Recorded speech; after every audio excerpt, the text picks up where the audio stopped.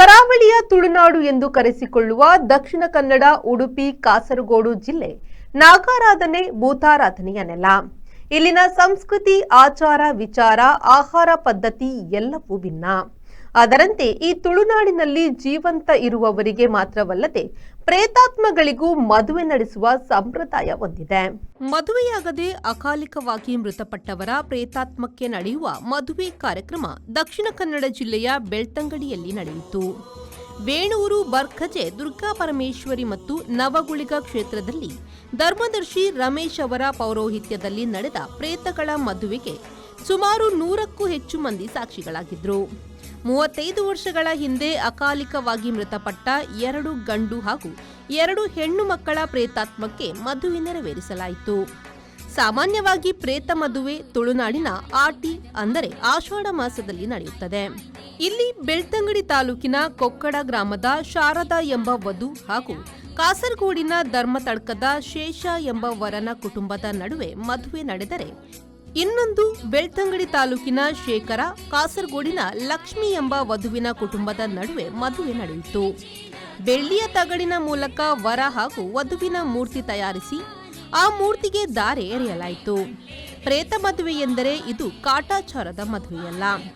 ಜೀವಂತ ಇರುವವರ ಮದುವೆ ಹೇಗೆ ನಡೆಯುತ್ತದೆಯೋ ಅದೇ ರೀತಿ ಪ್ರೇತಗಳ ಮದುವೆಯೂ ನಡೆಯುತ್ತದೆ.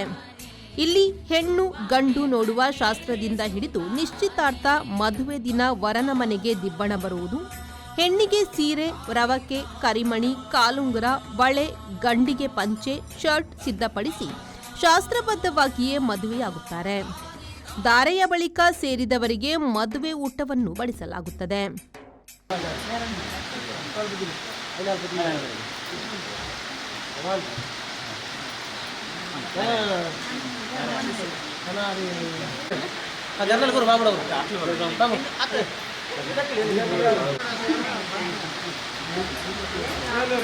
ಮದುವೆಯಾಗದೆ ಮೃತಪಟ್ಟರೆ ಅವರಿಗೆ ಸದ್ಗತಿ ಇಲ್ಲ ಎಂಬುದು ತುಳುವರ ಬಲವಾದ ನಂಬಿಕೆ. ಹೀಗಾಗಿ ಮದುವೆಯಾಗದೆ ಅಕಾಲಿಕವಾಗಿ ಸತ್ತವರಿಗೆ ಪ್ರಾಯ ಪ್ರಬುದ್ಧವಾಗುವ ಹೊತ್ತಿಗೆ ಮದುವೆ ಮಾಡುವ ಸಂಪ್ರದಾಯ ಈ ಹಿಂದಿನಿಂದಲೂ ನಡೆದುಕೊಂಡು ಬಂದಿದೆ.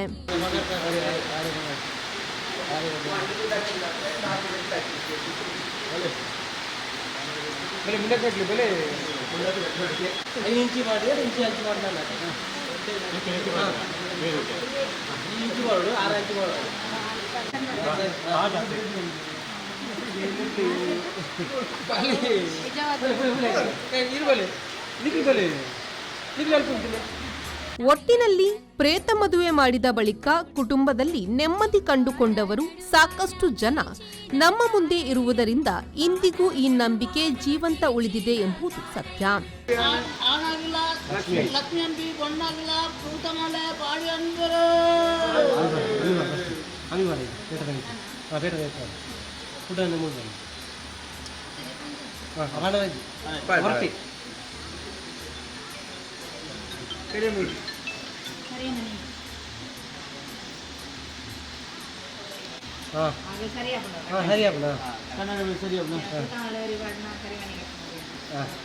ಪರವರ್ತ ಬಿನ್ನಲ್ಲ, ಗ್ರಾಮ ಸಮಸ್ಯೆ ಇಲ್ಲ, ಪತ್ತಿ ಬಿನ್ನಲ್ಲ, ಇದು ಬಿನ್ನಲ್ಲ, ತರಗತಿಲ್ಲ, ತಗುವುದೆಲ್ಲ, ಪತ್ತಕಲ್ಲ, 14 ವರಿತ ಆಂಜೇವು ಬಂದೇಡಲ್ಲ,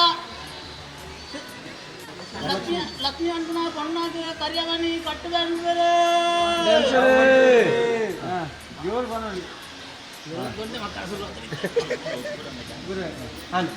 ಅಂಚನೆ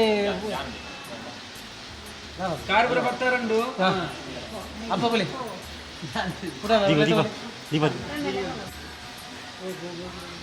ಈ ಬೇರೆ ಅಪ್ಪ ಆಡಿಗೆ ಆಡಿಗೆ ಬರ್ತೇಕತ್ತ ಆಡಿಗೆ ಆಡಿಗೆ ಪುಣ್ಣಂಚಿ ಈ ಬೇರೆ ಇರೋದು ಕಲಸ.